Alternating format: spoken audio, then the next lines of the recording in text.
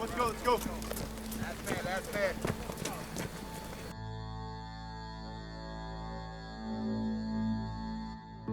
Tonight, generals from North and South Korea meeting at the DMZ to ease tensions. But now stunning intelligence that Kim Jong-un is secretly building new long-range missiles that could reach as far as New York or Washington, coming just days after President Trump was bragging about his success at the Singapore summit. We had a fantastic meeting with Chairman Kim, and it seems to be going very well.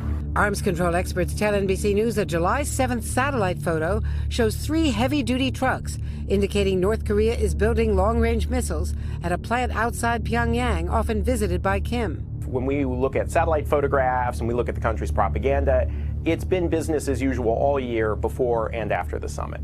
The Secretary of State acknowledged the regime is still producing nuclear weapons fuel, as first reported by NBC News last month. North Korea continues to produce fissile material, nuclear bomb material. Is that correct? Yes, they continue to produce fissile material. Less than 3 hours by tank across this flat terrain from the Russian border, NATO troops train for battle with the aim of avoiding war. We are here simply taking our part in NATO, and we are delivering against NATO's core business, which is collective defence. We're here defensively, but we're here to fight and defend should the need arise. It's a scenario that Europe fears could unfold in Estonia and other Baltic states, once part of the Soviet Union, now frontline NATO members. Russia's 2014 annexation of Crimea rattled the alliance, and it's taking no chances. Estonia has welcomed the NATO deployment, officially known as its Enhanced Forward Presence, aimed at deterring Russia from repeating its invasion of Ukraine. 800 British troops make up the bulk of the 1,000-strong battle group. These soldiers are just beginning a new 6-month tour. Here's a threat. You hack into our electrical grid and we'll stick it to you. Okay? I think we're speaking to Russia there. Henry Vaughan has more on how we'll stick it to them. Go.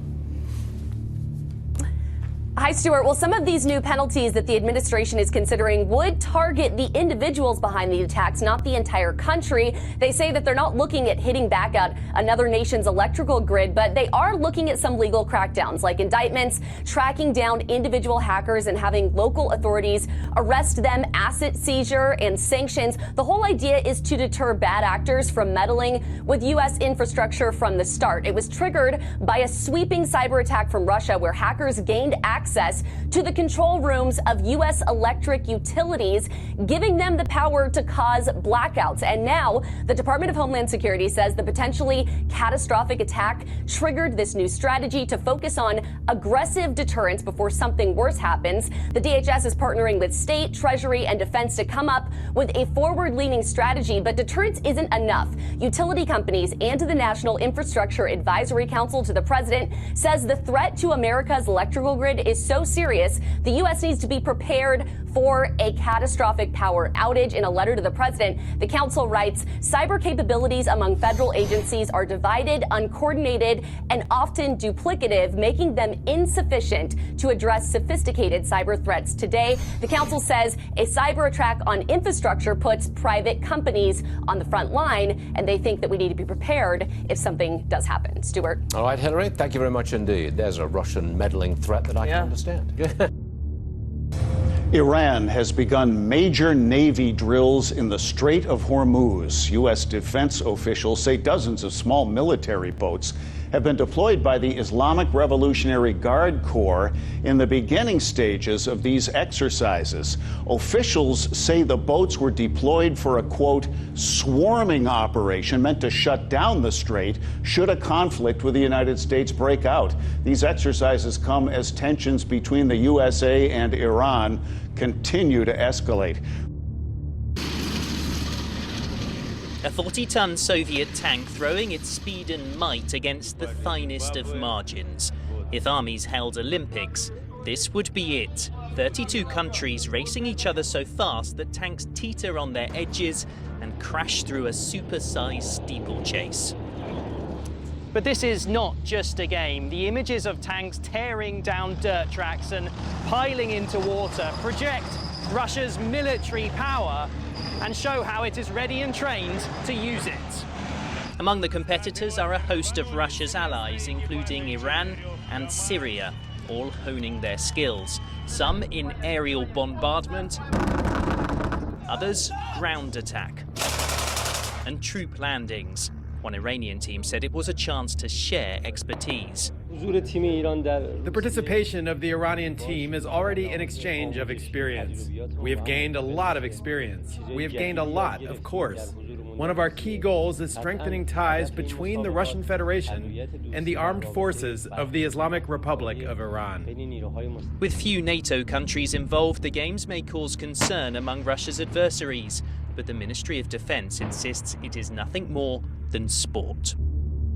At the top of this hour, I talked about my editorial, the unrest in Venezuela. Joining us now is an expert on that subject, Mary Anastasia O'Grady, columnist with the Wall Street Journal. Now, you saw what I had to say. Yes. I'm saying America should not do anything in the immediate short term, because to do anything would help Maduro and gang up Latin America against us. What do you think America should do? Well, I don't think that's the reason not to do anything. But let me back up for a minute. Anybody who says Venezuela is finished, I give you Zimbabwe. Okay, they had hyperinflation. Sure. They have the same party in power. They just won an election. Who knows if it was fair? And anybody who says that Venezuela has nothing to do with us, I give you Afghanistan, where a lot of the problems that we received on 9/11 were cooked up in Afghanistan.